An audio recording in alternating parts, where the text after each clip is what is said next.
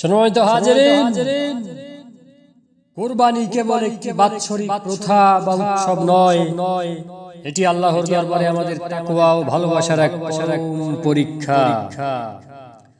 আল্লাহ সুবহানাহু ওয়া তাআলা পবিত্র কোরআনে মুমিনদের জন্য একটি চিরন্তন মূলনীতি ঘোষণা করেছেন। সূরা আলে ইমরানের 92 নম্বর আয়াতে আল্লাহ তাআলা বলেন, লান তানালুল বিররা হাত্তা তুনফিকু মিম্মা তুহিব্বুন।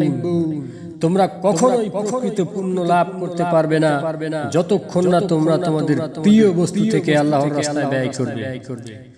কুরবানির পশুটি হলো আল্লাহর রাস্তায় আমাদের দেয়া একটি নজরানা। যদি আমরা অবহেলা করে ত্রুটিযুক্ত, রোগাক্রান্ত বা সস্তা কোনো পশু আল্লাহর নামে দিতে চাই, তবে তা সূরা বাকারার 267 নম্বর আয়াতের সরাসরি লঙ্ঘন হবে, যেখানে আল্লাহ তাআলা নির্দেশ দিয়েছেন, ওয়ালা তায়াম্মামুল খাবিসা মিনহু তুনফিকুন ওয়ালাস্তুম বিআখিরিহি ইল্লা আন তুমিদু ফীহি। তোমরা আল্লাহর রাস্তায় দেওয়ার জন্য নিকৃষ্ট ত্রুটিযুক্ত জিনিস নির্বাচন করো না, যা কেউ তোমাকে দিলে তোমরা নিজেরা চোখ বন্ধ করা ছাড়া ঘৃণায় গ্রহণ করতে না। সুবহানাল্লাহ। যে ত্রুটিমুক্ত পশুটি কেউ ফ্রিতে দিলে আমরা নিতে দ্বিধাবোধ করব, তা আমরা নিখিল জাহানের প্রতিপালক আল্লাহর দরবারে কিভাবে পেশ করতে পারি? কারণ আল্লাহ সুবহানাহু ওয়া তাআলা সূরা হজ 37 নম্বর আয়াতে স্পষ্ট বলেছেন, পশুর রক্ত মাংস আল্লাহর কাছে পৌঁছায় না, পৌঁছায় কেবল তোমাদের অন্তরের তাকওয়া। রাসূলুল্লাহ সাল্লাল্লাহু আলাইহি ওয়াসাল্লাম বলেন, রাসূলুল্লাহ সাল্লাল্লাহু আলাইহি ওয়াসাল্লাম পশুর ত্রুটি নির্ণয়ের ক্ষেত্রে আমাদেরকে অত্যন্ত স্পষ্টভাবে সীমারেখা বেঁধে দিয়েছেন। বারা ইবনে আজিব রাদিয়াল্লাহু আনহু থেকে বর্ণিত, তিনি বলেন, রাসূলুল্লাহ সাল্লাল্লাহু আলাইহি ওয়াসাল্লাম আমাদের মাঝে দাঁড়িয়ে হাত উঁচিয়ে বললেন, আরবাউল লা তাজুজু ফিল আদাহি العوراء البين عورها والمريضة البين مرضها والعرجاء البين ضلعها والعجفاء التي لا تعطي। রাসূলুল্লাহ সাল্লাল্লাহু আলাইহি ওয়াসাল্লাম এই সংক্ষিপ্ত বাক্যে চার ধরনের পশুর কথা বলেছেন, যা দিয়ে কুরবানি করা একেবারেই বৈধ নয়।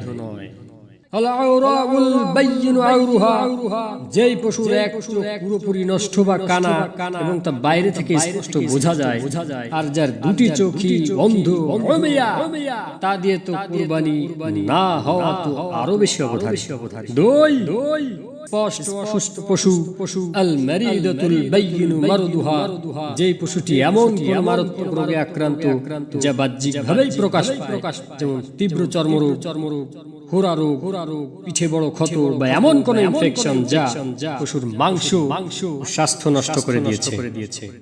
তিন, স্পষ্ট খোড়া পশু আল আরজাউল বাইয়িনু যুলউহা, যেই পশুটি হাঁটার সময় স্পষ্ট খুঁড়িয়ে চলে, অর্থাৎ খুঁড়িয়ে চলার কারণে সে পালের অন্য পশুর সাথে হেঁটে ঘাস খেতে যেতে পারে না, কিংবা জবাইয়ের স্থান পর্যন্ত হেঁটে যাওয়ার সক্ষমতাও সে হারিয়েছে, এমন পশু কুরবানির জন্য নির্বাচন করা বৈধ হবে না।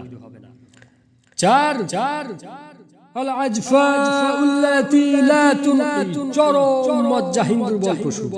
যেই পশুটি পুষ্টিহীনতা বা বার্ধক্যের কারণে এতটাই শুকিয়ে হাড্ডিসার হয়ে গেছে যে তার হাড়ে কোনো মজ্জা বা মগজ অবশিষ্ট নেই। এই প্রধান চার ত্রুটির উপর ভিত্তি করে ওলামায়ে কেরাম বলেছেন, পশুর কান বা লেজের অর্ধেকের বেশি যদি কাটা থাকে কিংবা শিং যদি একদম গোড়া থেকে ভেঙে গিয়ে ভেতরের মগজ ক্ষতিগ্রস্ত হয়, তবে সেই পশু দিয়েও কুরবানি জায়েজ হবে না। সম্মানিত উপস্থিতি, কুরবানি হলো এমন এক পরম ভালোবাসার নজরানা। মানব ইতিহাসের প্রথম কুরবানি কথা স্মরণ করুন। আদম আলাইহিস সালাতু ওয়াস সালামের দুই পুত্র হাবিল ও কাবিল যখন আল্লাহর দরবারে কুরবানি পেশ করছিল, হাবিল তার পালের সবচেয়ে সুন্দর, সুস্থ ও মোটা তাজা দুম্বাটি আল্লাহর জন্য ভালোবেসে উৎসর্গ করেছিল, আর তার কুরবানি আল্লাহ তাআলা কবুল করেছিলেন। অপরদিকে কাবিল অবহেলা করে কিছু নিকৃষ্ট নষ্ট শস্য উৎসর্গ করায় তার কুরবানি হয়েছিল প্রত্যাখ্যাত। কাজেই পশুর হাটে গিয়ে শুধু কম দামের পেছনে ছুটবেন না, আবার লোক দেখানোর মানসিকতা নিয়ে বেশি দামে বেশি সাজিয়ে মানুষকে দেখিয়ে এমন কুরবানিও পরিহার করতে হবে। সম্মানিত হাজির, নিজের কষ্টের উপার্জিত হালাল টাকা একটি নিখুঁত সুন্দর সুস্থ পশু আল্লাহর সন্তুষ্টির জন্য পছন্দ করুন। আল্লাহ সুবহানাহু ওয়া তাআলা আমাদের সবাইকে সঠিক সুন্নাহ মেনে কুরবানি করার তৌফিক দান করুন। আমাদের কুরবানিকে কবুল ও মকবুল করুন। আমিন। সুবহানাকাল্লাহুম্মা আশহাদু আল্লা ইলাহা ইল্লা আনতা আস্তাগফিরুকা ওয়া আতুবু ইলাইক।